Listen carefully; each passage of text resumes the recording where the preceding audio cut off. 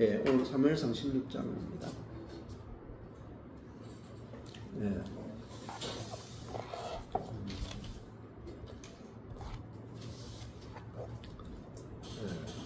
여호와께서 사무엘에게 이르시되 내가 이미 사울을 버려 이스라엘 왕이 되지 못하게 하였거늘 네가 그를 위하여 언제까지 슬퍼하겠느냐, 이렇게 되어 있어요. 하나님이 사울을 버리신 그 이유가 여호와의 목소리를 청종하지 않았다 하는 거였어요. 그래서 그 사울을 버린 거예요. 사울은 왕이죠. 왕은 이제 기름 부음 받은 자인데 그 기름 부음 받았다는 말은 이제 그 위임했다라는 뜻도 되고, 그다음에 왕, 제사장, 선지자는 다 기름 부으세요. 그는 이제 성령으로 살아가는 사람을 이제 보여주기도 하고, 그래서 이스라엘은 하나님의 나라거든요. 그러면 왕과 제사장과 선지자는요, 하나님의 뜻대로 통치해야 돼요. 하나님의 통치를 대행해야 된다. 근데 왕도 하나님 뜻대로 통치해야 되고, 제사장은 하나님 뜻대로 섬겨야 되고, 말씀을 전해야 되고, 선지자도 하나님 말씀대로 선포해야 돼요. 자기 것 집어넣으면 안 돼. 그래서 하나님의 형상과 모양으로서 하나님을 나타내는 자가 왕, 제사장, 선지자거든요. 근데 이 사울은 자기의 생각, 자기의 뜻, 자기의 의견, 자기의 욕심, 자기의 나라를 만들어버린 거예요. 그래서 사울이 하나님을 표현할 수 없기 때문에 이 사울이 버림받은 거란 말입니다. 이 사울은 우리의 옛사람을 상징합니다. 다윗은 새사람을 상징하는 거죠. 그러니까 이 사울은 자기중심적인 그 죄의 지배를 받는 사람으로서 자기 인생을 사는 목적이 뭐냐면 자기의 표현이야. 자기를 표현하고 싶어서 산다. 근데 자기를 표현하지 못하면 불행한 거죠. 그래서 자기가 이제 한 번은 그 전쟁을 벌이는데 사무엘이 늦게 왔죠. 자기가 먼저 번제를 드려버린단 말이에요. 왜? 백성들이 다 흩어지면 자기는 전쟁도 할 수 없고 그렇잖아요. 그래서 자기가 문제를 해결하겠다고 자기가 먼저 번제를 드려버렸다.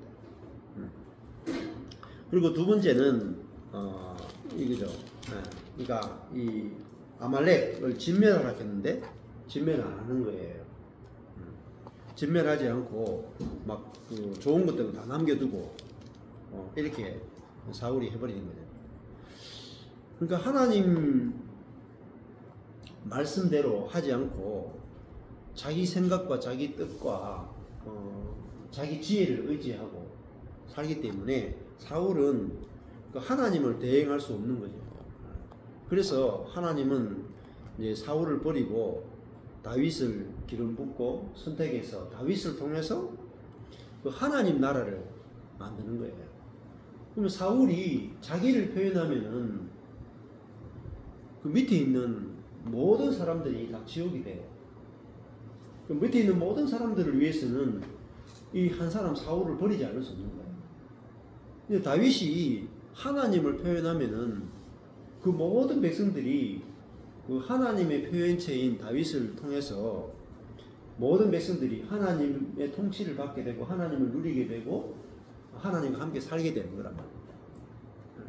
근데 이 사울과 다윗이 또 우리로 치면 그리스도인이란 말입니다. 나란 말입니다. 나. 그러니까 하나님은 우리를 사람을 만들 때 생육하고 번성하여 땅을 정복하고 땅을 다스리라. 그 말은 왕으로 세웠다. 이 말입니다. 왕으로 세웠다. 통치자로 세웠다. 이 말입니다. 근데 하나님을 대리하는 통치자로 우리의 인생을 세웠죠. 그래서 하나님은 우리를 통해서 당신의 뜻이 이루어지길 원하고 당신의 통치가 나타나기 원하잖아요. 그래서 예수가 내 안에 살아서 예수님이 우리를 받아 하나님께 영광을 돌리시는 것 같이 예수님이 내 안에 살아서 나를 통해서 하나님이 나를 통해서 연약한 자, 죄인 원수를 받아내는 일을 하고 싶어 하신다 이 말입니다. 그게 하나님이 나를 부르신 목적이고 나를 구원하신 목적이다. 근데 하나님은 나를 통해서 내 안에 사시면서 연약한 자, 죄인 원수를 받아내는 일을 하고 싶은데 나는 싫어요. 나는 내가 원하는 대로 살고 싶어요. 그냥 원수 만나면 그냥 촛대비를 까버리고 싶어. 죄인 만나면 뒤통수를 때려버리고 그렇잖아요. 연약한 자 만나면 발 고두고 싶고 막 이렇단 말이에요. 그러니까 하나님은 사람을 통해서 자신의 어떠함을 표현하기 원하신다. 그래서 사람을 지으신 거예요. 하나님이 사람을 지으신 목적이 하나님의 형상과 모양으로 지었다 이 말입니다. 그러면 하나님은 사람을 통해서 자신을 온전하게 표현할 수 있기 때문에 사람이 귀한 거예요. 하나님에게서 사람은 너무너무 귀하다. 왜? 자신의 표현체이기 때문에. 근데 사람이 없으면 하나님은 자신을 온전하게 표현을 못해요. 그러니까 하나님이 자신을 온전하게 표현했던 첫 사람이 유일한 사람이 누구냐? 예수님입니다. 하나님은 예수님을 통해서는 자신을 온전하게 표현할 수 있었다. 그러니까 얼마나 자유롭겠어요. 하나님이 자기를 완전하게 표현할 수 있으니까. 하나님의 모든 마음에 이는 내 사랑하는 자요 내 기뻐하는 자다. 그 말은 뭐겠어요? 하나님 마음을 흡족하게 합니다. 다윗이 하나님 마음에 합한 자다라는 말이 무슨 뜻이냐면 다윗을 통해서는 하나님이 자신을 완전하게 표현한다. 그러면 하나님이 긍휼을 표현하고 싶다. 근데 개를 통해서 하나님이 긍휼을 표현하겠어요? 표현 못해요. 근데 뭐 개를 통해서는 약간 충성되면 표현할 수 있겠죠. 근데 긍휼까지는 표현하기 힘들어요. 그죠? 그러니까 그 원수를 받아내는 거. 자, 개가 원수 받아내는 거 봤어요? 자기 영역 철저하게 지키죠. 자기 새끼는 사랑하죠, 개가. 근데 개가 그 원수를 받아내고 사랑하는 거 없잖아요. 그러니까 하나님은 자기를 표현하고 싶은데 사람이 아니면 자기 자신을 온 만물이 보는 가운데서 자신의 사랑, 긍휼, 오래 참으심 이거를 표현할 수 없다. 그래서 로마서도 보면은 만물이 하나님의 아들들이 피조물들이 하나님의 아들들이 나타나기를 고대한다 이렇게 말한다. 하나님의 아들들이 뭐냐면 하나님을 표현하는 자들이다. 그 하나님을 표현하려면은 뭐가 있어야 되는가?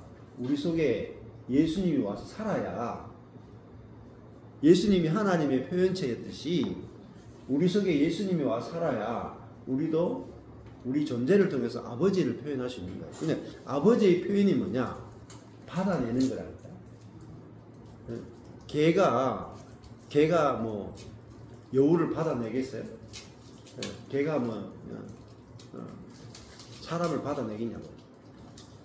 사람이 개를 막 잡아가 먹으려고 하는데 개가 아이고 복날됐는데 기꺼이 드시죠. 이런 개는 없어요. 토껴버린 이유가 물려가지. 그렇잖아요. 근데 예수님은 어떻게 했어요? 십자가에 달리면서 날 잡아 잡수세요 했잖아요. 어린 양으로 오셔가지고 기꺼이 우리를 위해서 짐승의 먹이가 됐어요. 예수님 태어날 때부터 말 구유에 태어났잖아요. 짐승의 먹이로 태어났잖아요. 우리를 위해서 밥 데리고 오셨잖아요. 기꺼이 죽으셨잖아요. 그러니까 이 사울이 왜 버림받았는지를 깊이 아셔야 돼요. 그 기름 부음 받은 자다 하는 건 뭐죠? 성령을 받아서 하나님을 표현하는 자로 세움을 받았는데 하나님의 표현체가 아니고 자기를 표현하고 사단을 표현했다. 그러니까 하나님은 사울을 쓸 수가 없는 거예요. 마찬가지예요. 우리의 옛사람을 쓸 수가 없는 거예요. 우리의 옛사람은 버림받아야 된다. 왜? 하나님을 표현할 수 없기 때문에. 그래서 하나님 엘리 엘리 라마 사박다니, 예수님도 그 첫사람이, 예수님도 십자가에 죽을 때 그 옛사람이 버림받는 거라고. 어떤 사람이 버림받느냐? 하나님을 표현할 수 없고 자기를 표현하기를 원하는 그 사람이 죽는 거라고요. 그러니까 단순히 우리는 교회 다니면서 아까 전에 이제 형제도 이야기했는데 내가 이제 죄를 이기고 싶다. 죄만 이긴다고 답이 있는 게 아니에요. 죄는 이기는데 나를 표현하는 거야. 죄만 이기지 하나님의 표현체가 못 된다. 근데 죄를 이기는 것은 어떻게 보면은 내가 죄를 안 짓는 거잖아요. 근데 죄를 안 짓는 게 중요한 게 아니고 받아내는 게 중요한 거예요. 연약한 자, 그죠? 죄인, 원수를 받아내는 거, 그게 로마서예요. 그러면은 그 받아내는 것을 한번 해보셔야 돼요.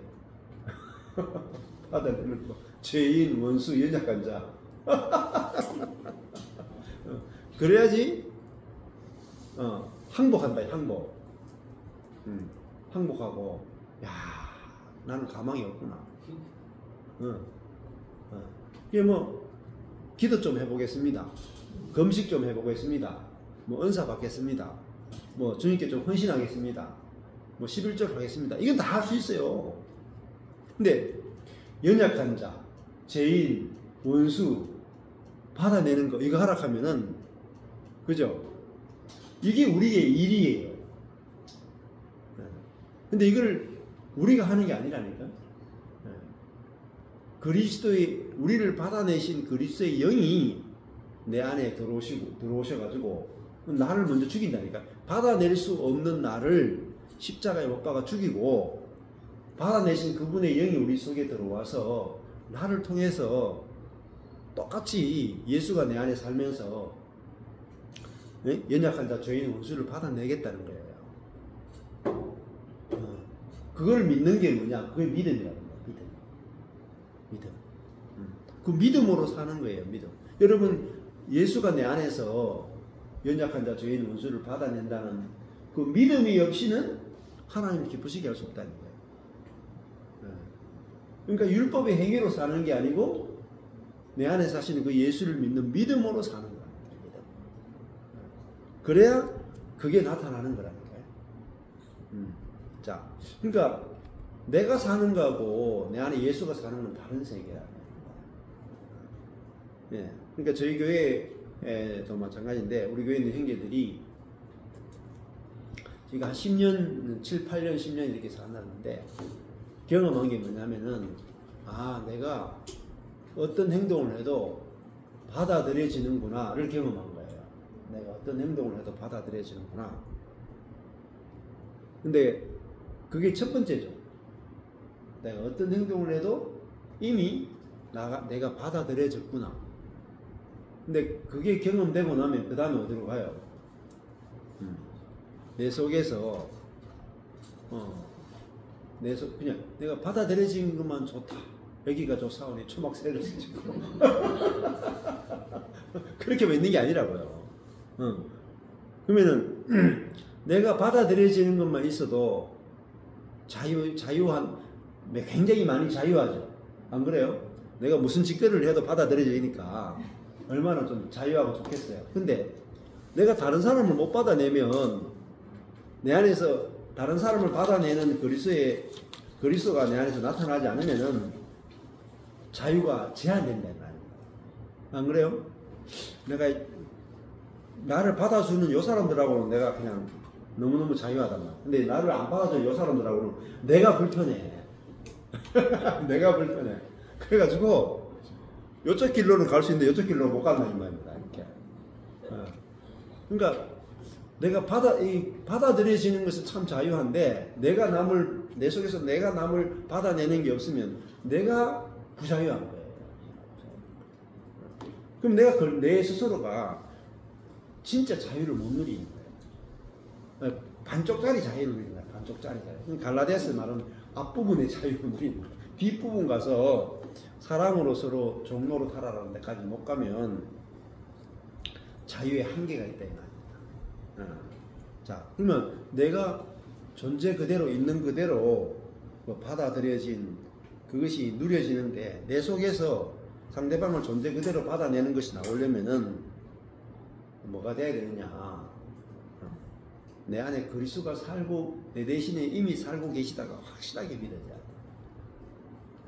내가 왜 여기서 못 넘어가냐면 이게 깔딱고개라 그냥. 안 넘어가죠.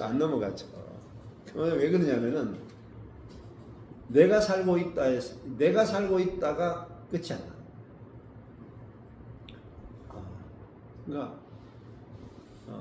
그러니까 내가 받아들여졌다잖아요. 그리스도께서 나를 받으셨잖아요. 내가 받아들여졌죠. 근데 여전히 내가 살고 있는 거야.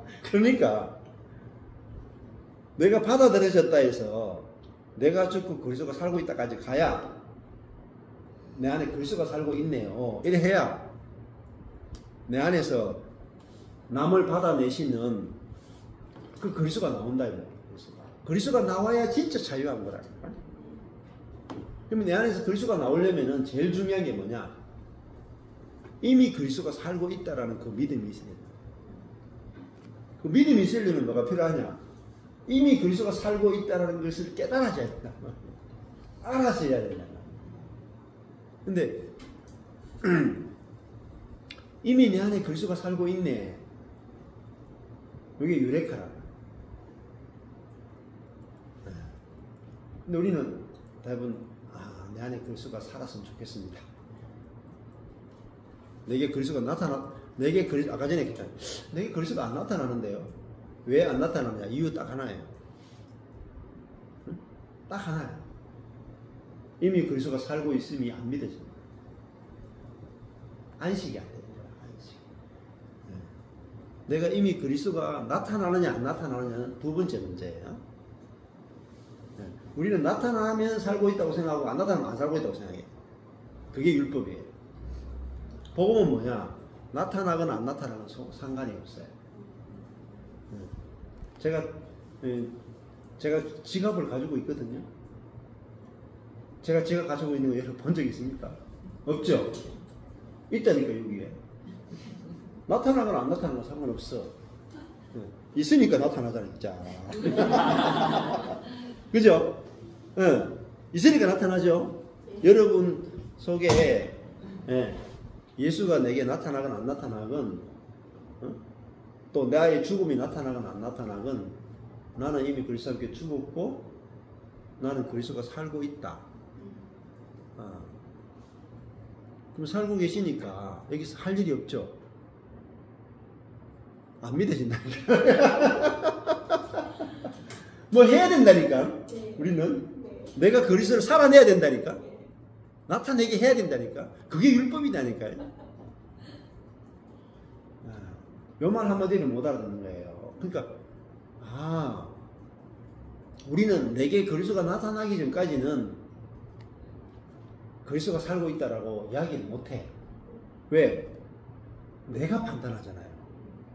내가 살고 있는지 나를 통해 그리스도가 살고 있는지 누가 판단하냐면 내가 판단하는 거야. 축사망이에요. 내가 판단하면 사망이다. 근데 이거는 그게 자아예요. 자아. 그리스도가 이미 살고 계신 거죠. 그래야 그리스도가 표현된단 말입니다. 저절로 나타난다. 그리고 저는 갈라디아서 2장 2절 이런데 내가 그리스도와 함께 십자가에 못 박혔나니 그런 적 이제는 내가 사는 것이 아니요. 그러잖아요. 보세요.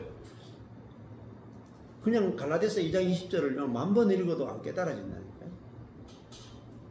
근데 그 한마디가 그런 적 이제는 내가 사는 것이 아니요. 그 말을 여러분이 저도 막 원투원 1대1 자자 양육하면서 수많이 암송하고 암송시켰다는 거예요. 근데 그 말이 내 안에 딱 이렇게 꽂힌 게 15년 전이랄까요. 그런 적 이제는 내가 사는 것이 아니요. 그렇죠? 아멘이 안 된다니까요. 내가 살고 있는데 오늘 아침에도 내가 살았는데 조금 전에 내가 성질 냈는데 조금 전에도 염려했는데 조금 전에도 내가 죄지었는데 내가 어떻게 해야 되지? 나를 어떻게 고쳐야 되지? 그걸로 간다 이 말입니다. 근데 그런 적이 이제는 내가 사는 것이 아니에요. 그 말하고 지금 내가 그 말씀이 내게 알아진 적이 없는 거예요. 한 번도 그 말씀이 알아진 적이 없는 거죠. 네. 내가 사는 것이 아니요.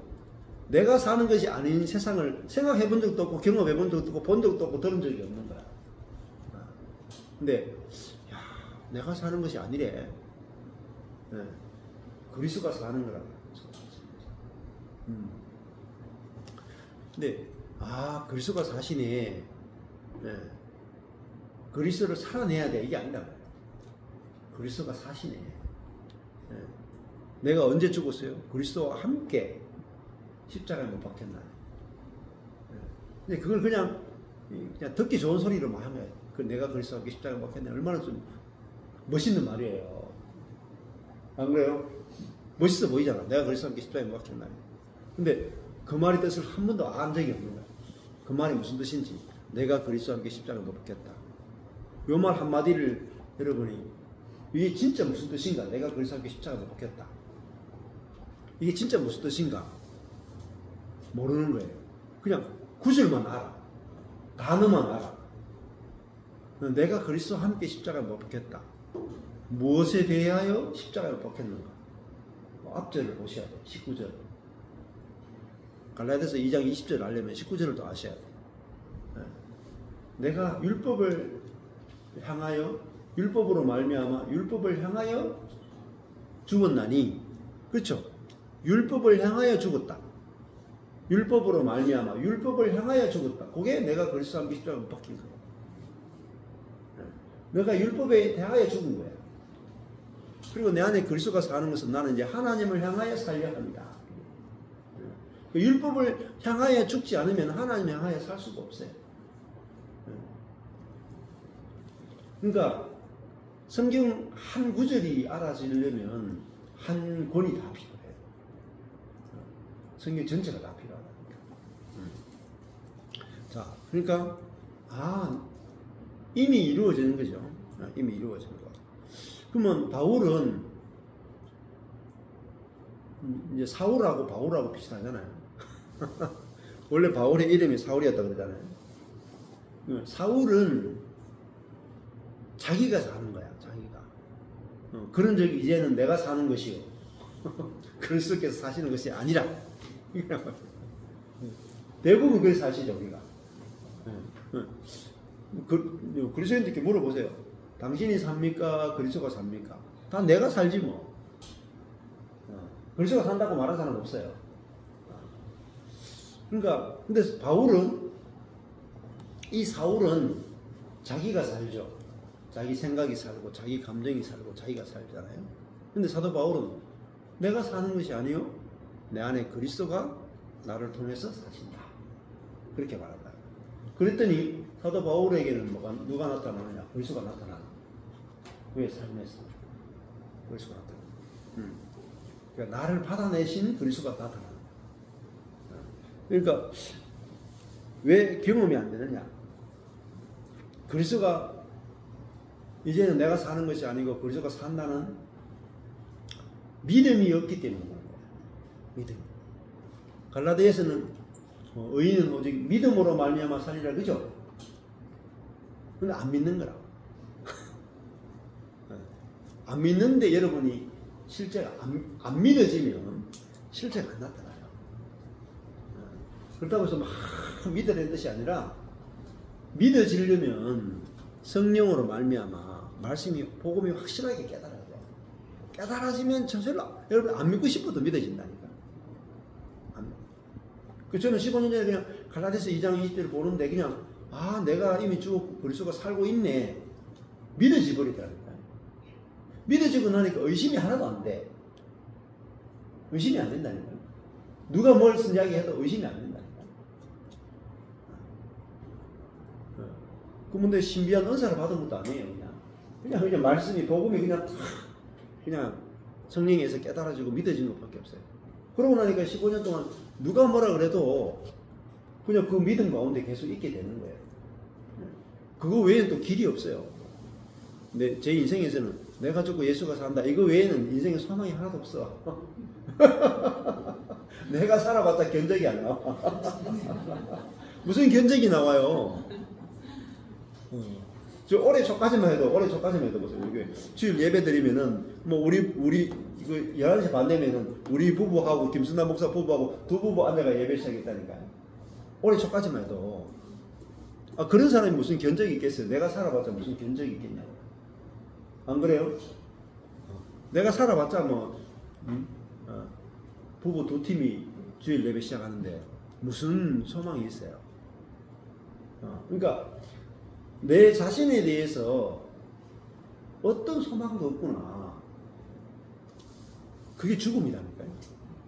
죽음이라 하는 게 뭐냐면은 소망이 1도 없는 거예요. 여러분이 전시원이가 좀 그렇지만 우리 애가 군대가 있는데 갑자기 화학 부대가 있는데 화학 약품이 누출돼가 만약에 우리 전시원이가 죽었다 예를 치면 아가 죽고 나면은 죽었다 그러면 이게 병원에 데려가도 소망이 없잖아. 그렇죠? 죽음이라 하는 것은요 소망이 없다는 거예요. 가망성이 1도 없다는 거야. 내가 그리스도와 함께 죽었다. 왜 죽어야 되냐면 내가 왜 죽어야 되는지를 확실하게 아셔야 돼요. 로마서 앞부분에 1장 16절에서 5장 11절까지 죄들, 우리들 속에서는 죄들밖에 나올 게 없는 거예요. 5장 12절에서 8장 끝절까지 왜 죄들밖에 못 나오냐? 죄의 노예가 되어 있기 때문에 인간이 선을 행할 수 없어요. 로마서 말하잖아요. 의인은 없나니 하나도 없다. 하나도 없는 거예요. 완전히 전부 다 죄의 노예고 우리에게 나오는 건 죄들밖에 없다니까요. 그 소망이 1도 없는 존재라니까. 다른 말은 허물과 죄로 하나님에 대해서는 완전히 죽어 있는 존재라요. 그래서 그냥 우리가 나는 죄를 좀 안 짓고 싶다. 죄들을 안 짓고 싶죠. 근데 죄는요, 죄의 권세는요, 수많은 그리스도인들이 죄 안 짓고 살고 싶다는 거예요. 근데 그것이, 죄들을 안 짓는데 목숨을 건다면, 죄와 싸우는데 목숨을 건다. 근데 죄 자체는, 옛사람은 죄를 용서받아야 되는 문제만 있는 게 아니고 옛사람이 끝나야 돼요. 옛사람이 바로 죄란 말입니다. 죄. 옛사람이 죽어야 죄들을 안 짓게 되는 거예요. 죄인을 죽여야 죄를 안 짓죠. 죄인은 살아있는 가운데 죄인이 지었던 죄만 해보세요. 더 많은 죄를 짓지. 그 죄인이 죽고 의인으로 새롭게 창조되어야 돼요. 그 죄인인 내가 죽었고 죄의 종이었던 죄의 노예였던 내가 죽고 그리스도와 함께 죽고 어떻게 죽었어요? 그리스도와 함께 죽은 거라. 함께 죽고 이제 그리스도와 함께 의인으로 부활한 거예요. 그러니까 의의 노예로 부활한 거라니까요. 내가 의의 노예로 부활했구나. 그리스도의 노예로 부활했구나. 그러니까 내게서 이제 뭐가 나오겠어요? 의가 나오죠. 그러니까 당연히. 근데 여기서 내가 숟가락 하나 놓은 게 있나요? 아무것도 없어. 하나님이 예수를 통해서 우리에게 옛사람을 죽이는 것도 예수와 함께 죽였고 우리가 새사람 만드는 것도 예수의 부활과 함께 우리 새로운 피조물을 만들었고 근데 여기에 뭐죠? 하나님의 능력이 역사한 거라. 홍해를 가르고 반석에서 물 내고 죽은 자 살리고 이게 아무것도 아니에요, 여러분. 암 고치고 문둥병자가 일어나고 이거 아무것도 아니라니까. 하나님의 최고의 능력의 집결소, 하나님의 능력의 최고의 집결소는요, 옛사람을 죽인 십자가예요. 한 번에 그냥 한 번에 모든 옛사람을 다 죽인 거래. 그 하나님의 모든 능력의 최고의 집결소가 십자가. 그리고 부활이죠, 부활. 예수 한 분의 부활 안에서 전 인류를 부활시켜버린 거예요. 그것이 우리에게 베푸신 능력이 지극히 크심이 어떠함을 알게 하시길 구한다. 이게 에베소서다. 우리에게 베풀어진 능력을 아는 것. 이게 복음을 아는 거죠. 베풀어진 능력. 그 뭐죠? 옛사람을 죽이신 십자가의 능력. 예수의 부활 안에서 우리를 새롭게 창조한 부활의 능력. 예수의 승천 안에서 우리를 하늘에 앉힌 바 되게 하신 그 승천의 능력. 이 능력이 하나님의 선물, 하나님의 은혜, 하나님의 사랑의 최고봉이에요. 하나님의 은혜와 사랑의 최고봉을 모르고 뭐 기껏 뭐 기도응답 5만 번 받은 비결 해가지고 나도 기도응답 많이 받고 싶으니까 조지 밀러 책을 다 사본다. 예? 예. 뭐 기도 시리즈 책을 다 사보고 강청기도의 능력 왜 기도응답 많이 받고 싶어가지고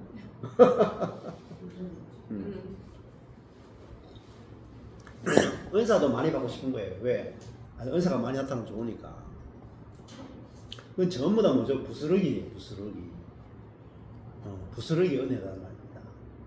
진짜 은혜, 진짜 능력, 진짜 하나님의 사랑은 예수 그리스도를 통해서 나타나는 하나님의 사랑이 하나님의 최고의 사랑입니다. 여기서 하나님의 사랑이 발견 안 되면요, 목마름이 끝이 없어요. 내 인생이 목마름이 끝이 없어요.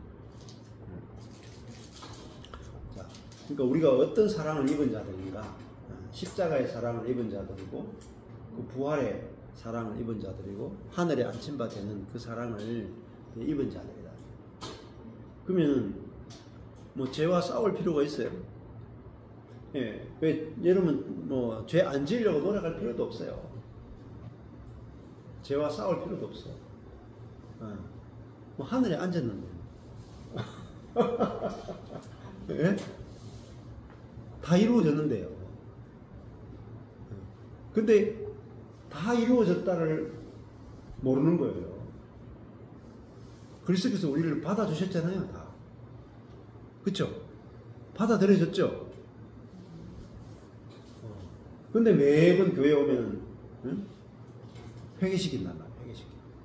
죄 짓지 말라고 그러고, 거룩하게 살라고 그러고, 다 누구에게 명령하느냐면은, 다 내 자아에게 명령하는. 죽었던 자아를 다 부활시키는. 그게 워킹 데드예요. 걸어다니는 시체라고. 죽은 놈 다시 일으킨다. 그래가지고 율법을 다시 주는 거예요. 진짜 그 복음을 이렇게 말씀을 깊이 하나님께서 열어주셔야 돼요. 열어주셔가지고 복음이 무엇인지 그걸 알게 하셔야 우리가 복음을 이제 알게 되고, 이 사무엘상 16장 한 장을 보더라도 그냥 읽어가지고 이렇게 쉽게 율법적으로 해석하면은 이제 엉뚱한 대로 간단 말이에요. 왜 사울이 버림받았는가, 이런 것들을 깊이 이제 신구약 전체를 가지고 보실 수 있어야 돼요. 그래서 내가 이미 사울을 버려 이스라엘 왕이 되지 못하게 하였다. 그 이스라엘은요, 이 땅에 있는 하나님의 나라예요. 하나님의 나라. 그리고 하나님은 이 땅에 하나님 나라를 가져오기를 원했고, 하나님의 소원은 이 땅에서 왕이 되시는 거예요. 그래서 그 샘플로 이스라엘을 선택하신 거예요. 그리고 그 중에서 이스라엘을 다스릴 왕을 세워주셨단 말입니다. 그러니까 이 왕은 하나님이 이 땅에서 나를 통해서 왕 노릇하기를 원하시는구나. 그래서 나를 왕으로 선택해 주셨네. 그러니까 하나님 나를 통해서 당신을 표현하십시오. 이게 헌신이다. 이게 덜입니다. 헌신. 그랬으면은 이 사울을 통해서 얼마나 놀라운 일들이 더 일어났겠어요. 근데 하나님 이미 결정했다. 그런데 사무엘이 네가 그를 위하여 언제까지 슬퍼하겠느냐. 사무엘이 정이 많아. 그래가지고 자기가 기름 부어서 세워진 이 사울이 버림받으니까 야, 사무엘에게 정을 못 되겠는 거예요. 그래서 슬퍼한다고요. 네? 사무엘이 사울을 위하여 언제까지 슬퍼하겠느냐. 너는 기름을 뿔에 채워 가지고 가라. 다시 또 기름 부으라고. 내가 너를 베들레헴 사람 이새에게 보내리니 이는 내가 그 아들 중에서 한 왕을 예선 미리 선택하였습니다. 자, 이 왕을 세우는 것도 하나님이 선택하죠. 사울도 하나님이 선택했고 다윗도 하나님이 선택하죠. 자원한 게 아니에요. 이 성경의 세계는 사람이 먼저 하는 경우가 없어. 항상 하나님이 먼저 하시죠. 그리고 하나님이 선택하면 되는 거예요. 그 사람의 능력과 전혀 상관없어요. 이 세상은요, 우리의 능력이 중요해요. 근데 하나님의 세계는요, 우리의 능력과 상관없어. 하나님의 선택에 달린 거예요. 그 말은 하나님의 은혜가 달렸다. 하나님의 주권에 달렸다. 이게 하나님의 나라 원칙이다 말입니다. 그러니까 하나님의 부르심에 달렸고 하나님의 선택에 달렸다. 그러니까 야곱하고 에서와 야곱 보세요. 하나님이 야곱을 선택하죠. 안 바뀌어요. 뭐로 바꿀 수도 없어. 근데 야곱이 개판이잖아요. 에서는 쓸만해. 착하다니까요. 에서가 착하고요, 효자야. 아버지 먹을 거 사냥해가지고 다 갖다 놓고, 사냥했다는 말은 실력도 있단 말이야. 실력도 있고 선하기도 해. 이게 에서라. 근데 야곱은 이놈의 새끼는 실력도 없고 아버지 속에는 불효자식이라. 그런데 하나님은 그들이 행위가 있기 전에 뱃속에서 이미 선택해버려. 야곱은. 그리고 그 하나님은 자기가 이런 게 하나님은요, 자기가 사람을 선택하시는 거예요. 그래서 그 사람이 하나님의 사랑을 받으면 사랑스러워져. 우리가 사랑스러워서 주님 우리가 사랑스러운 누구를 선택하는 게 아니고 하나님이 누구를 선택하면 그 사람이 사랑스러워진다는 거예요. 시간이라. 나중에 되면은 에서는 그냥 일반인이 돼요. 근데 야곱은 마지막에 가면은 예언자가 된다. 예언자가 과정을 거쳐가지고 험악한 인생을 거쳐가지고 야곱은 12아들을 막 그 미래를 내다보면서 막 이스라엘의 미래까지 보는 예언자가 되잖아요. 근데 그 야곱이 이스라엘 되는 것은요, 여러분 잘 읽어보세요. 야곱이 노력한 거 없어요. 야곱이 뭐 기도하거나 뭐 금식하거나 뭐 주님을 찾거나 별로 없어요. 다 하나님의 열심히 야곱을 이스라엘 만드는 거예요. 12지파를 만드는 거예요. 그러니까 여기도 하나님이 새롭게 다윗을 미리 선택했죠. 사무엘이 가로되 내가 어찌 갈 수 있으리까? 가면 죽어요. 왜냐하면 아니 진짜 이 선지자가 가서 또 기름 부으면 이거 왕을 체인지하는구나 알면은 사울이 자기를 죽일 거 아니에요. 사울이 들으면 나를 죽이리이다. 여호와께서 가라사대 너는 암송아지를 끌고 가서. 근데 하나님이 가라 하면 가야 되거든요. 선지자도 안 가면 어차피 하나님께 죽어. 왜냐면 이 선지자는 하나님의 말씀을 대언하는 거잖아요. 그죠? 그러니까 하나님의 말씀을 대언하지 않으면 하나님을 대신해서 말하지 않으면 선지자도 탈락이야. 존재 목적이 없고, 왕은 하나님 대신해서 통치해야 되고 선지자는 하나님 대신해서 하나님의 말씀을 그대로 말해야 돼. 그게 선지자죠. 하나님 말씀을 그대로 해야 되는 거예요. 목사도 마찬가지예요. 망해도 하나님 말씀을 그대로 해야 돼. 사람들이 핍박이 오건 사람들이 이해를 못하건 상관없어. 하나님 말씀을 그대로 해야 돼. 그게 생명이에요. 근데 하나님 말씀을 그대로 하면 나는 살아. 나는 살아요. 내 영혼이 산다고요. 사람들이 뭐 핍박을 하건 말건. 예수님도 엄청난 핍박이 왔죠. 근데 하나님 말씀을 그대로 대해냈잖아요. 선지자잖아요. 선지자. 자기 영혼은 늘 평안과 기쁨이 넘친다 이 말입니다. 바울도 마찬가지인 거예요. 어떤 핍박이 와도 하나님 말씀을 그대로 전하니까 자기 영혼은 늘 하나님과 하나 되어 있으니까 기쁘다 이 말이에요. 저도 15년 동안 뭐 사람들이 다 몰라주고 막 성도들 다 나가라 또 나가라 다 나가고 환경도 막 그래도 내가 기쁜 거야. 왜? 하나님이 원하는 말씀을 전하니까 그 자체가 뭐죠? 그 자체가 상급이에요. 하나님 말씀을 그대로 내가 대언할 수 있다는 거. 그 자체가 축복이고 그 자체가 부름받음이에요. 그 자체가 보내심이란 말이에요. 근데 목사의 제일 기쁨이 뭐겠어요? 하나님 말씀을 하나도 가감없이 그대로 전하는 거. 그게 권세란 말이에요. 권세. 왜? 하나님 말씀을 그대로 전하면 그 말씀 자체가 능력이잖아요. 그 말씀 자체가 권위잖아요. 네. 네. 그래서 사무엘도 선지자잖아요. 자, 그래서 하나님 말씀대로 안 할 수가 없는 거예요. 그래서 여호와께서 지혜를 주시는 거야. 너는 암송아지를 끌고 가서 말하기를 내가 여호와께 제사를 드리러 왔다. 이렇게 기름 부으러 왔다 그러지 말고 이새의 집에 가서 그냥 제사 드리러 왔다라고 이렇게 트릭을 쓰라라고 하나님께서 이렇게 방법을 가르쳐 주는 거예요. 이새를 제사에 청하라. 내가 너의 행할 일을 가르치리니 내가 네게 알게 하는 자에게 나를 위하여 기름을 부을지니라. 하나님이 하나하나 가르쳐 주시죠. 네. 미리 다윗이라고 이야기하지 않아. 가보면 내가 네게 알게 하겠다. 누구에게 기름 부어야 될지 가면 알게 될 거다 이렇게. 그럼 가보면 이제 알게 되는 거예요. 네.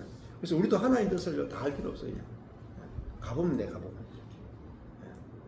한 걸음 한 걸음 가보면 돼요. 사무엘이 여호와의 말씀대로 행하여 베들레헴에 이르렀어요. 베들레헴이니까 여기가 다윗의 동네죠. 다윗이 태어난 곳이고 예수님이 태어난 곳이 베들레헴이잖아요. 성읍 장로들이 떨며 그를 영접해요. 이 선지자가 오니까 사람들이 하나님의 어떤 말씀이나 심판이 올까 싶어가지고 막 떨며 오는 거예요.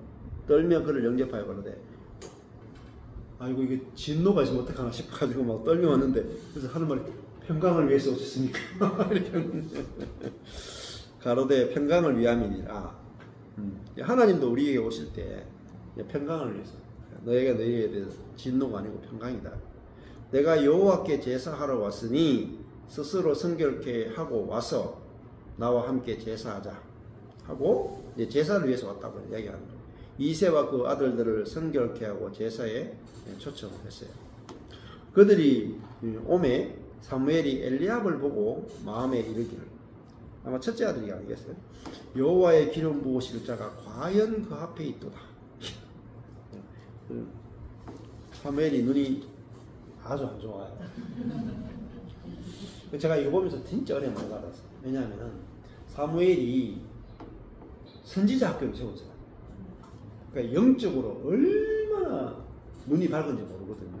은사 저리 가라. 은사 세계는 아무것도 아니에요. 이 사무엘은 그냥 선지자 학교를 만들어. 그리고 막 사울의 군대 장관이 이 사무엘을 잡으러 가다가 만나기도 전에 길가에서 그냥 입신에 들어버려요. 그러니까 사무엘에게 나타나는 기름 부으심은요, 그냥 말로 다 할 수 없는 기름 부으심이 나타나요. 그 정도면 척 보면 앱니다. 이래야 돼요. 예? 척 보면 알아야 되지. 누구 하나님께서 기름 부으실 왕의 제목이 됐는지 척 보면 알아야 되잖아요. 척 보고 모른다니까. 왜 그런지 아세요? 하나님의 세계는 아무도 척 보면 알 수 없어요. 아무리 기름 부으심이 많고 아무리 뭐 신디 제이콥스건 누님이건 언니건 뭐 할머니건 다 웃기는 거예요. 다 어린애 장난이라니까요. 그 예언하는 게 안 맞아요. 괜히 또 나라에 대해서 연애했다가 다 틀린다니까요. 우사당한다니까요. 자, 그 사무엘이 못 맞춘다니까요. 근데 한 번 못 맞춘 게 아니라 계속 못 맞춰요. 아니네 이렇게 된다니까요. 보세요. 여호와께서 사무엘에게 이르시되 그 용모와 신장을 보지 마라. 그 사무엘이 이야 여호와의 기름 부으실 자가 그 앞에 있었다 했는데 뭘 봤어요? 선지자도 용모와 신장을 본다니까. 참 이게 사람 어쩔 수 없어. 이렇게 기름 부음 받음이 넘치는 사무엘이 왕을 뽑을 때 용모와 신장을 보는 거예요. 겉모습을 본단 말입니다. 내가 이미 그를 버렸노라. 응? 목사 뽑을 때도 용모와 신장을 보잖아요. 대부분 다 그렇다고. 나의 보는 것은 사람과 같지 않다. 사람은 외모를 보거니와, 외모라는 말이 뭐 이런 외모를 말하는 게 아니에요. 외모라고 하는 것은 그 사람이 갖고 있는 모든 것을 다 나와요. 실력, 뭐 인격, 뭐 겸손함 이런 것 다 합쳐가지고 응? 열심, 선함 다 합쳐서 외모라고. 사람은 눈으로 본다. 이게 외모를 본다가 원래는요 아인이에요. 사람은 눈으로 본다. 눈을 본다. 눈으로 본다. 응? 나 여호와는 응? 중심을 본다. 중심을 본다. 중심을 본다 그랬으니까 또 막 야 마음이 좀 착해야 되는구나 이렇게 생각하면 안 돼. 중심. 그런 뜻이 아니에요. 네. 이새가 아비나답을 불러 엘리압을 봤다가 아비나답을 불러 사무엘의 앞을 지나가게 하며 사무엘을 가로되 이도 여호와께서 택하지 아니하셨느니라. 이새가 산마로 지나가게 하며 사무엘을 가로되 이도 여호와께서 택하지 아니하셨느니라. 이새가 그 아들 일곱을 이 최창조죠. 최창조 일곱 다 사무엘 앞을 지나가게 하나 사무엘이 이새에게 이르되 여호와께서 이들을 택하지 아니하셨느니라. 최창조에 속한 것은요 선택을 못 받아. 다윗이 8번째죠. 8번은 8이라는 숫자는요 새 창조에 속한 거예요. 자, 8번째 또 막내잖아요. 막내. 그리고 갈로 바뀌다 말입니다. 가망성이 전혀 없다. 하나님이 중심을 본다 하는 게 무슨 뜻인 줄 아세요? 가망성이 전혀 없는 인간 부르신다 이 말이에요.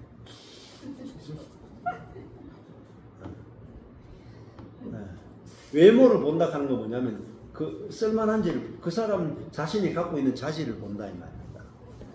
근데 다윗은 뭐 막내잖아요. 막내. 그 집에서 내놓은 그 집에서 제일 내놓은 인간은 뭘 시킨 줄 아세요? 동물을 돌보고 목동. 그 집에서 제일 그냥 쓸모없는 아들 있잖아요. 죽어도 괜찮은 아들 있죠. 쓸모없는 아들은 그 집에서 뭘 시켜? 제일 허드렛 일, 잘 비천하고 제일 허드렛 일이 뭐냐? 이게 양돌보는 일이야. 그래가지고 야곱도 보면은 허드렛 일 전부 다 형제를 시키고 요셉은 채색옷 입고 집에 있게 하죠. 쓸만한 아들은 다 집에 있게 하고 쓸모없는 아들은 밖에 나가 밤새우면서 그 짐승들 속에서 양 지키게 하는 거예요. 그러니까 다윗은 형들은 다 집에 있는데 혼자 제일 어린 것이 양돌 보러 갔다 이 말입니다. 그러니까 그래도 형들은 집에 있으면서 공부도 할 수도 있고요. 나이도 들었고 지혜도 있고 몸도 크고 제일 쓸만하잖아요. 형들이. 하나님은 일곱 명 안 쓴다니까. 8번째 제일 어리고 제일 약하고 제일 그 집안에서 가망성이 없고 그 다윗을 쓰신다. 이 말은 무슨 말이겠어요? 하나님의 선택에 달렸다. 그렇죠? 보세요. 내가 그 아들 중에서 한 왕을 미리 선택했다 그러죠? 하나님의 주권, 하나님의 선택에 달렸어요. 우리의 어떠하면 안 달렸다니까요. 이게 듣기 좋은 사람이고 기분 나쁜 사람이고. 네. 그래서 저는 이제 막 하도 서울에 다니면서 유명한 목사님들을 많이 만나가지고, 응? 하나님이 외모 안 보신다 하면 너무 좋은 거예요. 중심을 보노니라 하니까 너무 좋다는. 중심을 본다.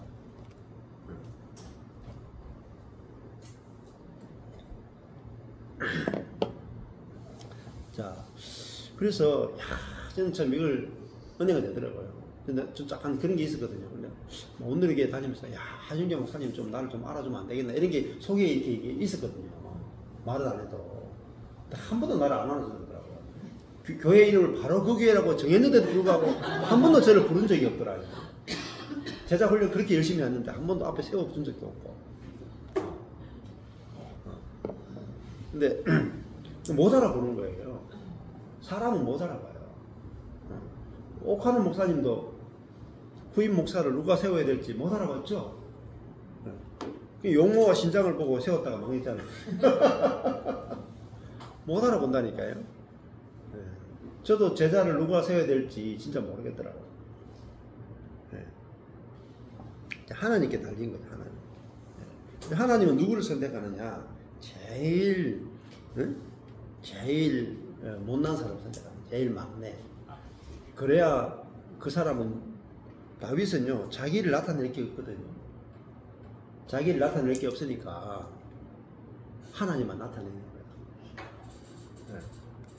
근데 형들은 자기를 나타낼 게 너무 많아. 선택하면요 자기 나타낸다고 하나님 나타낼 시간이 없다니까. 그래서요 없는 게 좋아요. 있는 사람은 또 한번 망함을 거치는 게 좋고. 자, 다윗은 완전히 망한 인생이라니까요. 회복 불가능한 인생이었다. 그런데 하나님께서는, 하나님의 마음은 어디에 있느냐? 다윗을 선택하는 데 있다. 여러분 마태복음 1장 족보에 보세요. 잘 나가는 여자는 한 명도 선택 못 받아요. 다 말아먹은 여자, 다 말아먹은 여자. 시아버지하고 잠자리 가진 여자. 그죠? 룻도 마찬가지잖아요. 자기 첫 남편 죽고 늙어 빠진 영감하고 잠자리 가진 여자, 룻이잖아요. 그렇잖아요. 하나님은 완전히 망한 그 여자의 인생을 들어서 정말 전 인류에 있는 모든 여자들 중에 복받은 여자들이 얼마나 많습니까? 근데 가장 저주받은 그 여자를 통해서 예수 그리스도가 태어나게 하시잖아요. 왜 그렇게 하냐면은 그 하나님의 그 은혜, 하나님의 긍휼, 그걸 보여주기 위해서 그렇게 하신다 이겁니다. 그래서 그렇게 보여지니까 우리가 막내면 되는 거예요. 막내. 양치기만 되는 거야. 제일 허접하면 되는 거야. 그 약함의 비밀이에요. 제일 약한 자가 8번째 아들입니다. 잘 못 나면 돼. 그러니까요, 전 자신이 있더라고요, 자신. 목회 망했잖아요, 이거. 제일 약하잖아요. 그러니까, 야, 이제, 하나님 나 쓰시기에 최적의 조건이 됐구나. 그게 알아지니까, 허접한 게 좋은 거야. 요즘은 하도 사람들이 조금 약간 입을 대가지고, 그래, 조금 관리하려고 그래, 조금. 근데 제가 2년 전에 서울 올라갔을 때도 반바지 입고 올라갔다니까. 티셔츠 입고. 요즘 조금 그래도 아내가 옷도 조금 이렇게 해주고 조금 불편해요, 하여튼. 반바지 입고 가야 돼, 원래. 강신 목사님 반바지 입고 오시네. 강신 목사님은 오실 때 세수도 안 하고 오시더라고요. 왜냐면은 할 시간이 없어. 성경 보는 것만 해도 밤을 새워 보시고, 그럼 옷 입고 갇혀 입고 그냥 따따리 신고 오잖아요. 양말도 없이 이렇게. 왜 그렇게 하냐? 그거 할 시간이 없어요. 외모에 신경 쓸 시간이 없어요. 말씀 보기도 바쁜데 그 외모에 어떤 신경 쓸 시간이 어딨어요. 우리는 그냥 외모에 신경 쓰다가 말씀 볼 시간이 없어요. 안 그래요? 왜 못 꾸미다가 그냥 시간 우리 아리엘 보면은 아침에 학교 가는데 1시간 동안 공부하는 시간마다 꾸미는 시간. 그 시간에 매일 1시간씩만 공부했으면 전교 1등 하지. 매일 1시간씩 꾸민다니까요. 아침에 일어나서. 그것도 뭐 목숨을 건다니까요. 목숨을 건. 네. 참 이 하나님이 일하시는 걸 잘 보세요. 여기서 우리가 해야 될 일을 찾는 게 아니고 다윗이 어떻게 하나님을 사랑했느냐를 찾으시면 안 돼요. 다윗이 하나님께 어떻게 했느냐를 찾는 게 아니고 하나님이 다윗에게 어떻게 했느냐를 찾으셔야 돼요. 하나님이 다윗에게 어떻게 했느냐. 네. 아무도 눈여겨보지 않죠. 다윗은 아버지의 눈밖이라.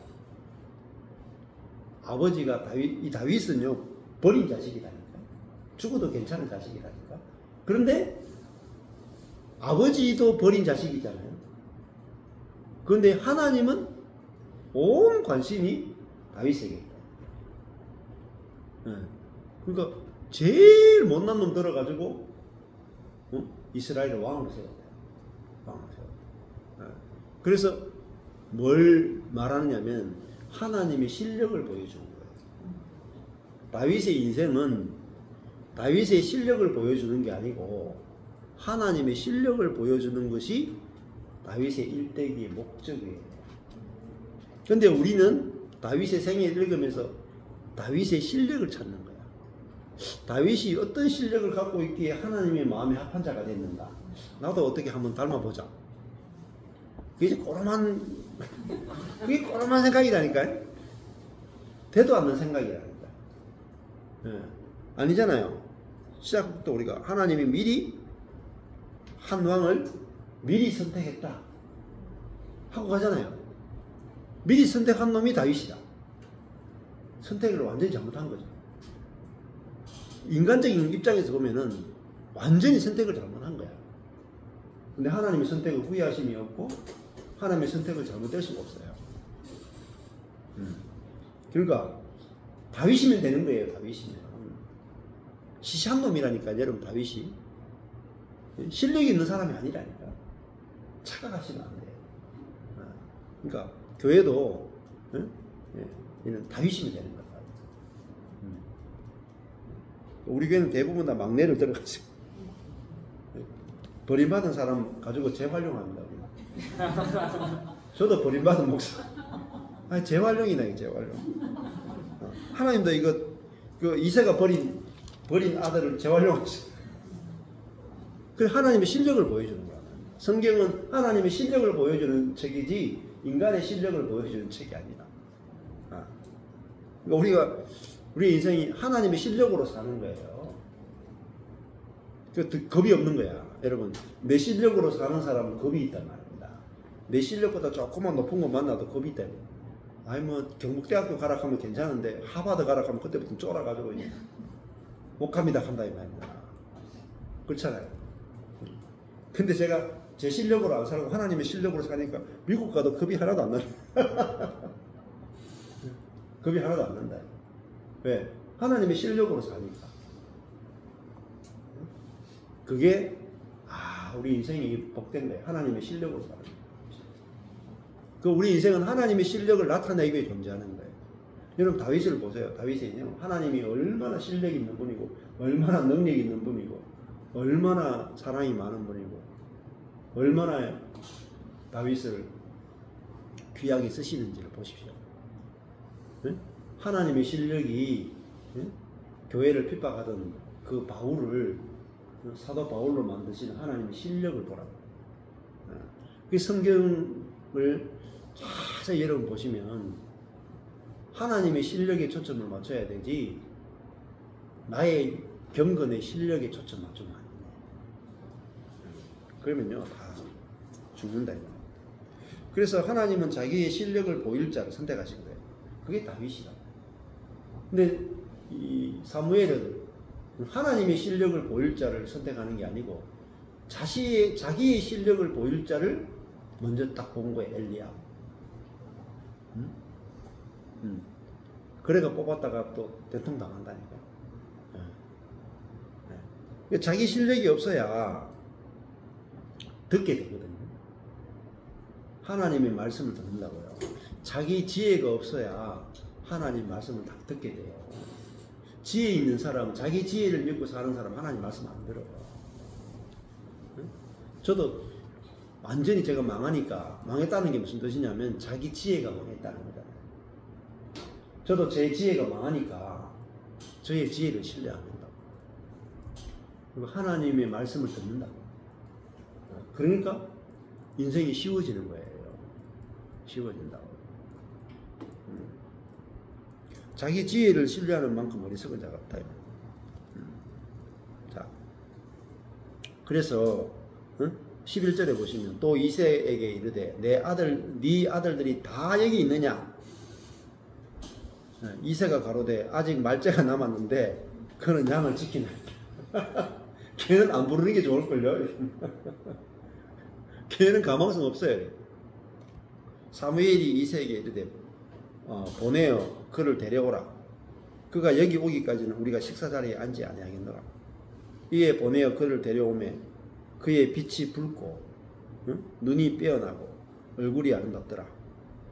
아직 뭐 애가 어리니까 안 그렇겠어요. 그만큼 어리다는 거야. 눈이 빼어나고 얼굴이 아름답더라.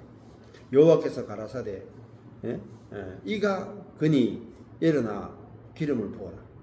하나님이 바로 딱 정확하게 말씀을 하시잖아요.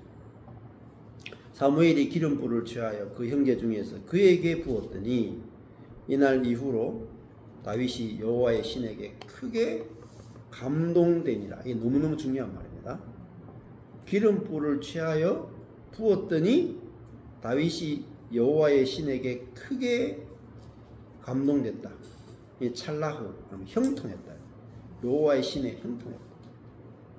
이 여기서부터 다윗의 생애가 바뀌기 시작해요. 기름 부음 받은 그 뒤에 가면 골리앗을 때려 눕히거든요. 근데 골리앗을 때려 눕힌 이유 원인이 어디에 있느냐? 기름 부음 받았기 때문에. 그래서 성경은 연결해서 보셔야 돼요. 연결해서 다윗의 실력으로 골리앗을 무너뜨리게 아니라 다윗이 그 골리앗을 한 방에 무너뜨리기 위해서 다윗이 얼마나 이 물맷돌을 돌렸을까요, 여러분? 다윗은 쉬지 않고 물맷돌을 돌렸습니다. 여러분 열심히 사셔야 됩니다. 성실하게 사셔야 됩니다. 그래야지 기회가 옵니다. 그래야 기회를 잡을 수 있습니다. 이따구 소리 많이 들으셨죠? 완전히 이단입니다. 이단. 진짜예요. 어디서 왔어요? 그 물맷돌 던지는 그 다윗의 실력이 아니라니까요. 성령의 기름 부으십니다. 하나님이 그에게 기름 부었기 때문이 아닐까요? 그러니까 우리 실력으로 사는 게 아니라 여호와의 신으로 사는 거예요. 그러니까 힘으로 되지 않고 능으로 되지 않고 여호와의 신으로 되느니라 벌벌하게 많이 나오죠. 네. 그래도 무슨 말인지 모른다. 무슨 말인지. 네. 하나님의 능력으로 되는 거예요. 하나님의 은혜로 되는 거란 말입니다. 그러니까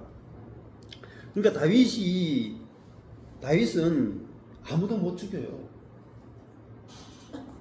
사울이 군대를 끌고 와도 못 죽인다니까. 왜? 기름 부음 받았다니까. 또 뭐 교회 목사님 기름 부음 받은 종이라고 손대면 안 된다고. 그거 달라요. 사람이 목사님을 이렇게 기름 붓는 거하고 성령이 기름 붓는 게 다르다. 하나님이 선택했잖아요. 왕으로 선택하고 하나님이 그에게 기름을 붓고 여호와의 신이 크게 감동되었다. 그러면은 다윗은 뭐로 사느냐? 성령으로 산다. 그리고 사무엘이 떠나서 라마로 갔어요. 자, 다윗이 기도해서 성령 받았어요? 네? 아니죠.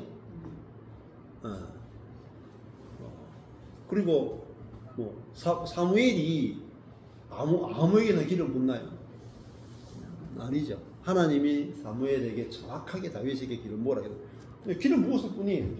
기름만 부어서 올리브만 뿌렸어. 그런데 여호와의 신이 역사했다. 왜? 하나님이 하라고 했기 때문에. 자, 기름 부음 받았으니까 그때부터 성령으로 살게 되죠. 근데 신약의 우리도 마찬가지죠. 여러분이 저와 여러분 모든 사람이 이미 성령으로 기름 부음 받은 존재라는 거예요. 그럼 다윗은 밖에 기름 부음 받은 밖에 이렇게 밖에 기름 받았다. 밖에 기름 부음 받아도 놀라운 거예요. 놀라운 거. 근데 우리는 기름 부음이 안으로 들어왔다. 안으로. 다윗하고 급이 달라요. 우리가. 여러분 성경을 진짜 알면은 다윗이 하찮아 보인다. 하찮아. 아무것도 아니게 보인다. 하나님의 실력으로 살기 때문에 그렇고 지금 성령이 다윗을 쓰시는 거예요. 하나님이 다윗을 쓰시는 거지 다윗이 자기의 실력으로 하나님을 섬기는 게 아니잖아요. 성령이 다윗을 끌고 다니면서 일하시는 거란 말이에요. 그러니까 다윗이 가는 곳마다 성령의 나타남이 있는 거란 말이에요. 그러면 우리는요? 우리도 마찬가지예요. 우리가 성령이 우리 안에 사시고 성령이 우리를 통해서 나타나는 존재가 되었다. 이게 새로운 비전. 그래서 이 다윗의 생애를 통해서 성령의 기름 부음을 받으면은 성령이 끌고 다니는 인생은 얼마나 놀랍게 그 인생이 펼쳐지는가를 보여준 것은 성령이 내적 기름 부음을 받은 성령이 내주하는 우리들에게도 얼마나 놀라운 일이 일어나는가를 보여주는 샘플입니다. 그거를 여러분은 보셔야 되고 다윗의 생애를 통해서 신약의 성도인 우리가 얼마나 더 놀라운 복을 받았고 성령의 기름 부음 받은 자에게 어떤 일이 나타나는가를 우리가 볼 수 있다면 여러분이 성경을 읽고 싶어져요. 왜? 이 기름 부음 받은 다음에 다윗의 인생이 어떻게 펼쳐지냐니? 그럼 나도 내 안에 성령이 오신 다음에 내 인생이 어떻게 펼쳐지냐 궁금하단 말입니다. 궁금하면 못 참아 또. 읽어보시다니까요. 그 관점을 읽어보시다니까요. 성령의 기름 부음을 받은 이후부터 다윗의 생애가 어떻게 펼쳐지는가. 그것이 우리가 오순절날 성령이 임한 이후에 제자들의 인생이 어떻게 펼쳐지는가를 보여주는 거다. 그것이 여러분에게 펼쳐지는 거예요. 우리의 그리스도인에게 펼쳐지는 거예요. 네, 기도하겠습니다. 하나님 감사합니다. 오늘 하나님께서 말제인 다윗을 선택해서 기름 부었을 때 성령이 다윗을 통해서 일하시고 나타나는 것들을 보게 되었습니다. 하나님이 우리에게 주신 최고의 복과 은혜가 바로 성령을 우리 안에 내주하게 하신 것입니다. 이제 우리가 성령이 우리를 통해서 나타나시고 성령이 우리를 이끌고 다니시면서 어떻게 일하시는지 우리가 기대하고 소망을 가지게 하시면 감사합니다. 이 복음이 더 깊이 알아지고 누려지고 증거될 수 있도록 은혜 베풀어 주옵소서. 예수님 이름으로 기도했습니다. 아멘. 감사합니다.